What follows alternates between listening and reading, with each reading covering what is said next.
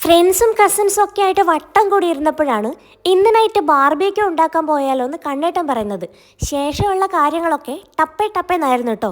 Chicken മേടിക്കാൻ പോകുന്നു, മസാല റെഡിയാക്കുന്നു, ഒക്കെ കൂടെ പാക്ക് ചെയ്യുന്നു, പിന്നെ ഒരൊറ്റ പോക്ക്. അപ്പുവേട്ടനാണ് കേട്ടോ നമ്മുടെ ഇടയിലെ മാസ്റ്റർ ഷെഫ്. അപ്പുവേട്ടൻ തയ്യാറാക്കിയ 4 ഡിഫറെൻറ്റ് ഫ്ലേവേഴ്സിലുള്ള മസാല പുരട്ടിയ ചിക്കനെയാണ് നമ്മളിന്ന് ബാർബിക്യൂ ചെയ്യാൻ ഉദ്ദേശിച്ചിരിക്കുന്നത്. നമ്മുടെ ഈ പ്ലാനിങ് ഒന്നും അറിയാതെ ഒരാൾ ആസ്റ്റർ ഹോസ്പിറ്റലിൽ ഡ്യൂട്ടിക്ക് പോയിട്ടുണ്ട്, അമൃത. ആ തോണിയും ചാരി നിൽക്കുന്നതാണ് കേട്ടോ അമൃത. അങ്ങനെ ഹോസ്പിറ്റലിലെത്തി അമൃതേനെയും പിക്ക് ചെയ്ത് നമ്മൾ നേരെ ലവ് ലേക്കിലേക്ക് വെച്ച് പിടിച്ചു.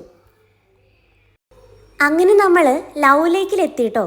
മുകളിൽ നിന്ന് നോക്കുമ്പോൾ ദാ ആ കാണുന്ന ലവ് ഷേപ്പിലാണ് ഈ ലേക്ക് ഉള്ളതത്രേ. രാത്രി ആയതുകൊണ്ട് തന്നെ ലവ് ലേക്കിൻ്റെ ഷേപ്പും ബ്യൂട്ടിയൊന്നും അത്രയ്ക്ക് പകർത്തിയെടുക്കാൻ നമ്മളെ കൊണ്ട് പറ്റിയിട്ടില്ല. അർജുവേട്ടനും അപ്പുവേട്ടനും കനൽ റെഡിയാക്കുന്ന പരിപാടിയിലാണ് കേട്ടോ. അർജുവേട്ടനും അപ്പുവേട്ടനും ശ്യാമേട്ടനുമാണ് മെയിനായിട്ടും കുക്കിങ്ങിലേക്ക് കടന്നിട്ടുള്ളത്. ബാക്കി വലിയ പണിയൊന്നും ഇല്ലാത്ത ഞങ്ങളെല്ലാവരും കൂടെ കൂടിയിട്ട് ഡംഷറാട്സ് കളിക്കാൻ വേണ്ടി തുടങ്ങി കേട്ടോ.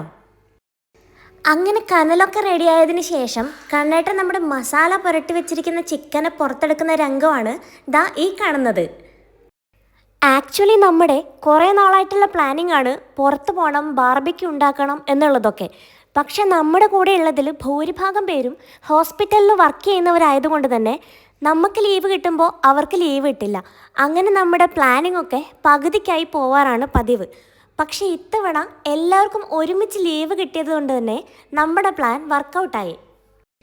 അങ്ങനെ മസാല തേച്ച ഓരോ ചിക്കൻ പീസും എടുത്തിട്ട് കണ്ണേട്ടനും സൂരജേട്ടനും കൂടെ ഗ്രില്ലിൽ വെച്ചു, അടുപ്പിൽ കയറ്റി.